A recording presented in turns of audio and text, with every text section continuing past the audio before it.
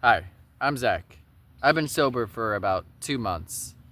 For most of my life, ever since I was in the womb, I've been smoking. No. Ever since I was 13, I've been smoking cigarettes and weed. And I started drinking at that age too, but not as much. I really didn't start drinking till my drinking is not even a part of the problem, really, at this point. I don't have a desire to drink. But to smoke weed and nicotine vaping. Now, I used to smoke cigarettes a lot. It, I still have that desire. And some days are stronger than others, some days are worse than others. Some days are better than others. I've had days where I felt like I was completely past all the withdrawals and like I would be happy with never smoking again, and where meditation and yoga has got me to a state where I already feel high. But the past couple of days, for whatever reason, almost 2 months into it, well, no, past 2 months. It's like 2 months and 2 weeks. I've been having cravings still and like withdrawal symptoms like headaches and irritability. Irritability. That sounds like I'm in the air. Irritability. I'm able to float. No. I've been irritable and having cravings and like just depression symptoms like feeling empty, where I used to fill that void with weed and vaping and processed foods. I'm getting more cravings for those because I've cut out caffeine. I used to drink a lot of caffeine. Although I did have 1 cup of tea 2 days ago, which I give myself permission to drink tea at least once a month. But I wanted to go more than a month, so I went 2 months. And then my parents came back from Hawaii, and they gave me a gift, which was tea from there. So I'm like, oh, I'll have 1 cup of tea. That's fine. And that's not that big of a deal. But as long as I don't start drinking 2 energy drinks a day and 8 cups of coffee. But anyway, I've been having cravings a lot recently. And it's destroying me. It destroys my mental state because, I mean, for one, I've found out I've built expectations and I've thought that I would be past all of the withdrawals by now. And for the most part, I am. Like, it's not as bad as it was the third day or the first month, but after that first month, like a month and 2 weeks and 3 weeks and 2 months in, I felt really good, actually. I felt like I completely had it all behind me. And then now all of a sudden it's like the withdrawals are creeping back in. And it might not even be the withdrawals. It could just be general stress from life. And I think that's what it is. I think what's happening and why I've always gone back over the course of the past, ever since I was 13, I'm 31 now. All those years that I've been smoking and drinking a lot of caffeine and all of that, I've always gone back because there's come a point where stressful moments have happened and I haven't found out how to deal with my stress without escaping at the end of the night or throughout the day as much as possible by smoking and sitting away and vaping and until I feel sick. Too much nicotine. And so I've been able to go longer times where I've quit because of meditation and yoga, but that takes striving and practice, and it's still it's I don't want to say hard. I mean, well, yeah, it's like it takes striving and not really practice, but just I have to be there every single day, and I have been. But then if nothing's happening and then I'm just putting all this work in and every single day I'm being so strict with like my regiment and everything, and then if I have a couple bad days, then it's like I feel even worse because I guess the psychology of it, I'm thinking in my mind like, oh, I'm doing all this stuff, I'm eating right, I'm doing meditation every single day, not yoga every single day, but meditation every single day, and I'm working on what I love to do, music, and I'm getting my to-do list done and more every single day. Like I'm overachieving. But then a stressful moment happens at work, like someone's stressed out, or just the anticipation of going home and knowing that I've got all this stuff that I want to do. I don't want to say I have to do it, but I'm kind of putting it on myself like that, as if I have to do it. And then it, like practicing. I have a gig where I'm going to be playing 3 hours of music, again at a vegan market, and so I'm practicing 1 hour of that set every single day. And then I'm also trying to get better at singing my pitch, like at pitch whenever I sing. And so I'm practicing that every single day. And and then there's meditation. There's a couple meditations I do every single day. And so I built these expectations thinking, oh, all this stuff is going to fix me. It's going to make me feel better. It's going to help me deal with my stress. And whenever it does, that's great. And it has. It has lifted me even further beyond what weed and nicotine could ever do. I'm more focused and relaxed in many moments, more than those substances could ever do. And I can do it without needing those substances. But I've also tricked my mind into thinking that I still need them sometimes, or like some like craving comes in, and then I just get laser focused on it, and then I forget about all the like work and transformation that I've had, where and those, well, I'm mood swinging. I'm all over the place. It's like sometimes I feel like, yes, I can just breathe in deep and get to the state where I feel euphoria. And I do. But then, even in those moments where I feel even higher than I did before from the weed, naturally, it's like the fear of missing out kicks in or something. I'm still like, oh, but you know, the taste, the flavor of the weed, the feeling of the smoke coming out of my mouth, those are things I'm fearing that I'm gonna miss out on. And I already know for sure I'm not gonna do it for at least 1 year straight. Like, I am very adamant on that. For sure, I'm gonna go the entire year. Very likely the rest of my life. Because by the time I make it to the year, I really don't think that I'll have these withdrawals or these cravings. But I don't want to set up the expectations, because like I said, I was already expecting to have the withdrawals gone by now, and all these things to be kind of transforming me to a point where I would be very blissful and able to handle stressful moments much better than I am right now, because I am still very sensitive.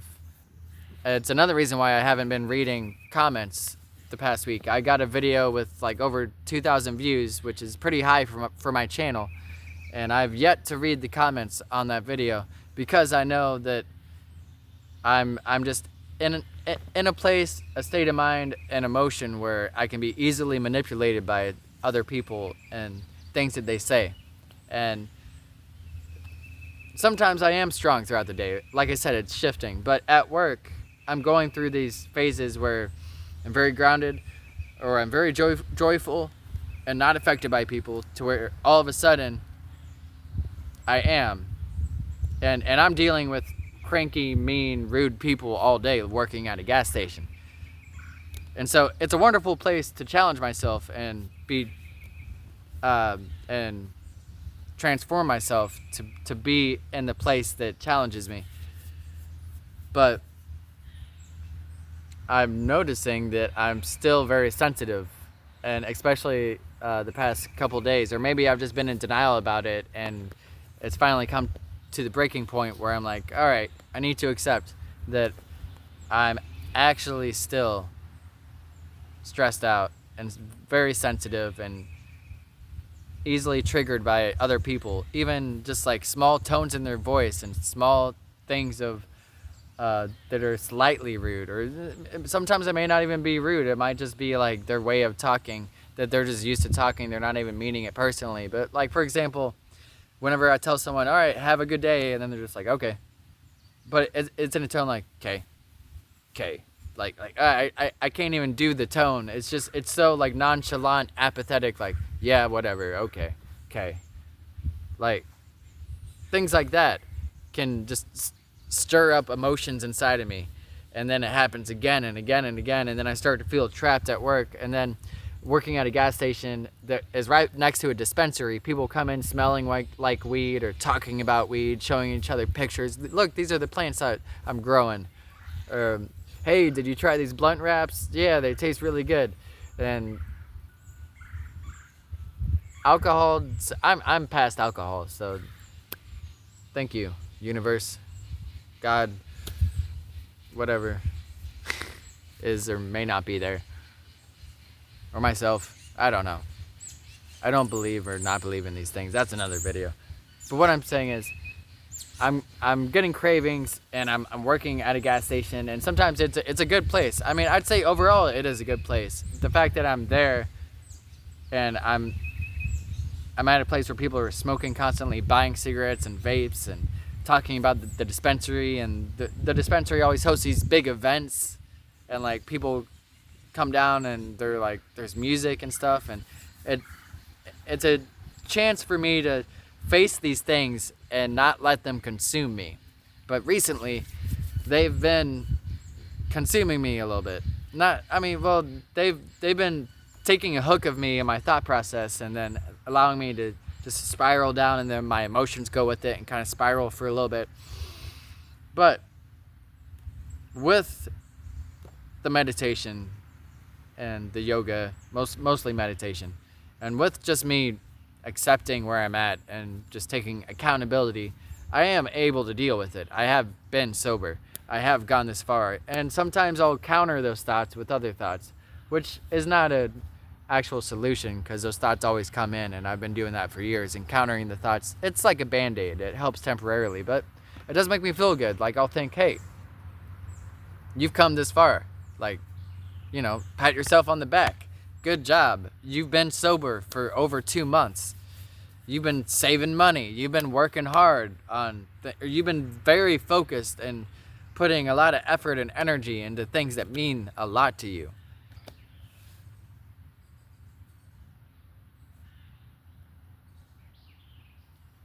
And that helps dissolve things for a second until another craving comes back in the next day or in another moment. And other ways I've dissolved the cravings is just like pure compassion, just shifting my awareness from my thoughts and my cravings in my body to like my emotions, and opening up my heart to people or just my surroundings, existence, having love just for existence, like a deeper unconditional love beyond people and things. It's a state of love that I create inside of myself, and that helps out a lot too. But I try not to necessarily use that as a solution either. Like, in a spiritual way, it's something I'm trying to build up inside of myself and build a relationship with rather than use, and always have this state of mind of transactions of, oh, what can I get out of this? What can I get out of that? What can I use from this? So I'm trying to transform myself from that. And that's another thing. I'm putting a lot of effort to transforming myself and bettering myself. And so some parts of me are dying still, and it's not just something that I can do in 1 month or 2 months or maybe even 1 year. And so it might be uncomfortable and very painful for the next year, but I just got to ask myself, is it worth it? Is it worth it, Kitty? Yes, it is worth it. That's why I'm going to continue to do it. So in those hard moments, that's another thing, another thought. But thoughts aren't always going to be solutions to the problem. Like I said, it's energies or ways of handling my mind and body. Or I just said thoughts. Well, yeah, there's a mind beyond the thoughts. Ways of handling my energies, mind and body. I can just shift them from compulsive thought process about cravings and about how I feel empty inside and how I can't go home and smoke Instead, I'm going to go home and just work constantly. And not even really work. Like, whenever I'm in a good state of mind, and whenever I actually do it, like practicing my set and like writing the story to the comic book for the stage persona of my music, all these things, whenever I actually get into the flow of doing it, it's fun. And then time flies by. And then I look at the clock and I'm like, oh man, it's already 9 p.m. I gotta get ready for bed because I gotta wake up at 5 a.m. to go to work the next day. And another thing is, I did lose a little bit of sleep because of that the past couple days. So I stayed up a little bit later, like 10 p.m. and woke up at 5 a.m., which isn't that big of a deal. I mean, my sleep quota has gone down as the past couple months since I stopped putting crap inside my body and since I stopped wasting my thoughts and having compulsive thoughts. With meditation, I'm able to sit with a calmer mind and not just let my thoughts sporadically go forever. And so I'm saving a lot of energy because of that, and also by not talking as much. In fact, I'm usually a very quiet person. I talk mostly whenever I make these videos. I never talk for 30 minutes straight unless I'm recording a YouTube video. So because of that, my sleep quota has gone down a lot. But that's another factor to why I might be feeling like I'm getting destroyed by my cravings and by the expectations I made for making good life choices. Is I missed a couple hours of sleep because I stayed up working on something. I just got lost in the vegan sauce, and I kept looking at the time like, oh, I can go 10 more minutes. Oh, 10 more minutes. Oh, and then friction starts to build up because then it's like, I don't want to go to sleep. I want to keep working on this. And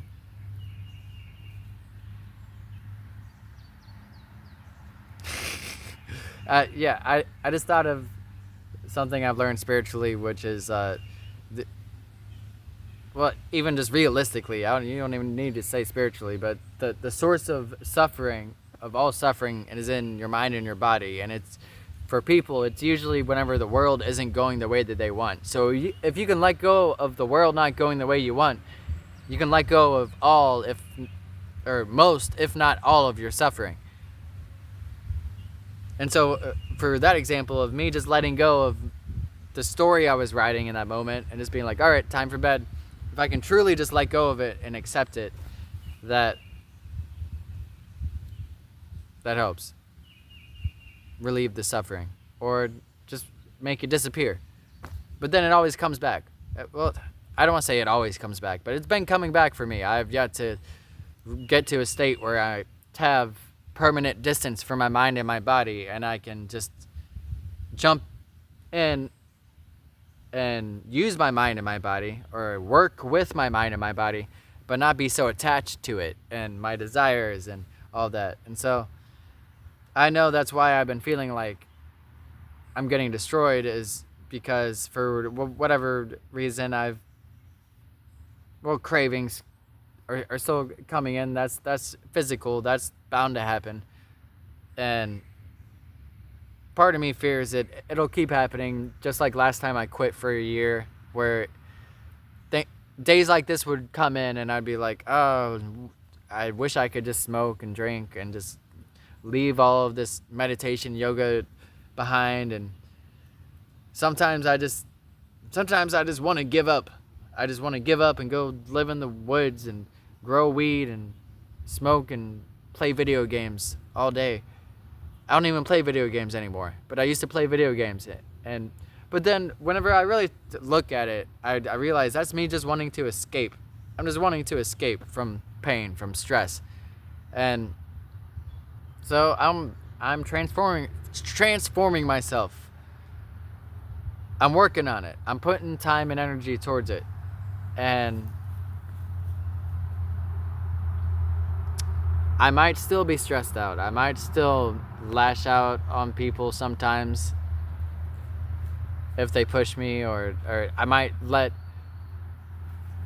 things get to me that people say at work or in YouTube comments. But I've also come a long way. And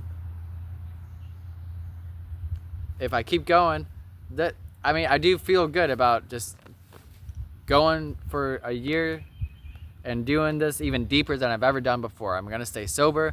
I'm doing a lot of things I've never done before. I'm doing meditation day and night, and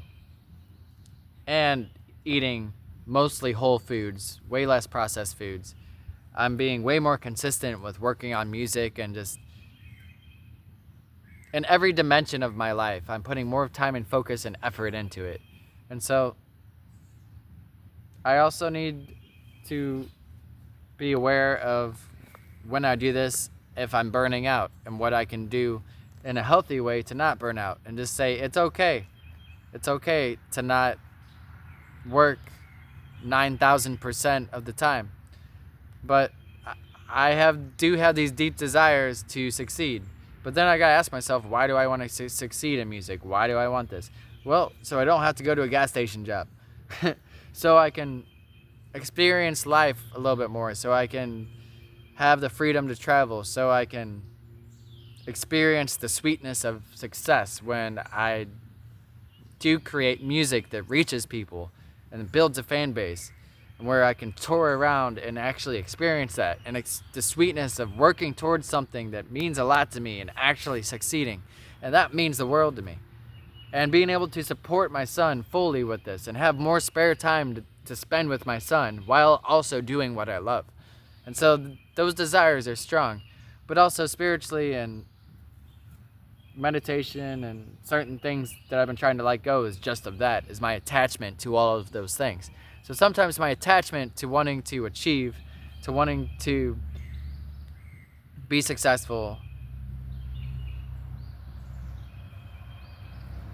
can cause me stress whenever I work on these things week after week, month after month, and no results come.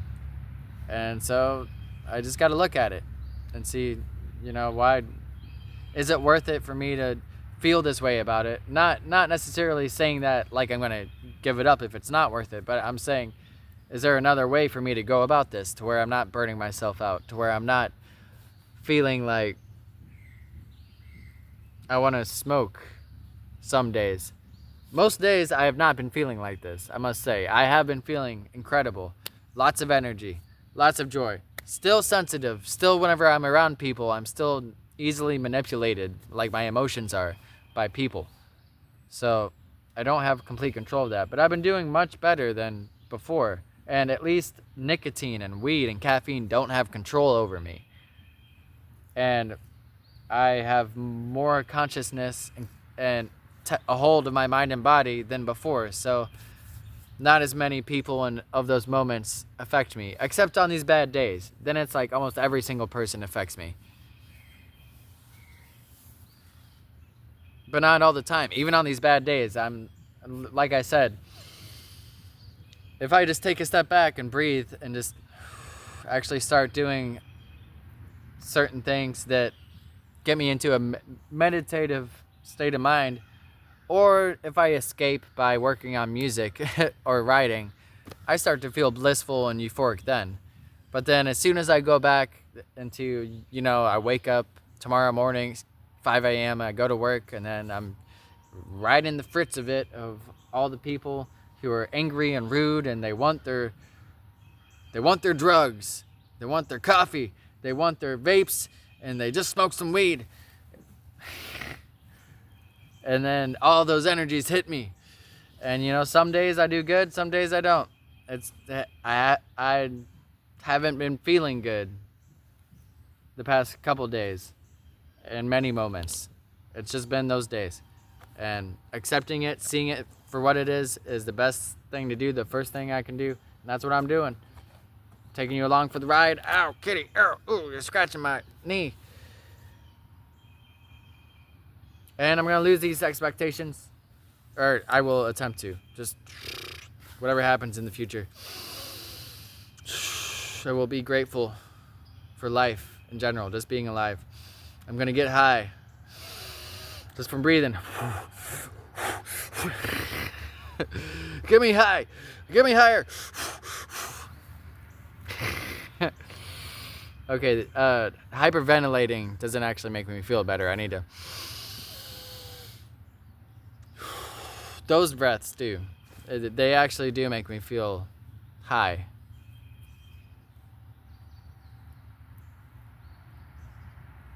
So that's what I'm gonna do. I'm gonna keep doing what I'm doing. And you know, the bad days are mostly psychological, psychology, psychological. They're in my head. I'm making it up. It's all just a play that we make up in our brain. And I'm just writing a new play, and all the actors and actresses or whatever, the little people inside my brain are getting mad because they're like, we like the old play. And I'm like, get out of here. There's only one person here now. It's all one, not just a bunch of people.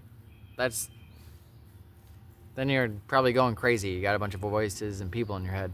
So I don't want to be crazy anymore. Get out of my head. So that's where I'm at. Thanks for watching. Leave a comment down below.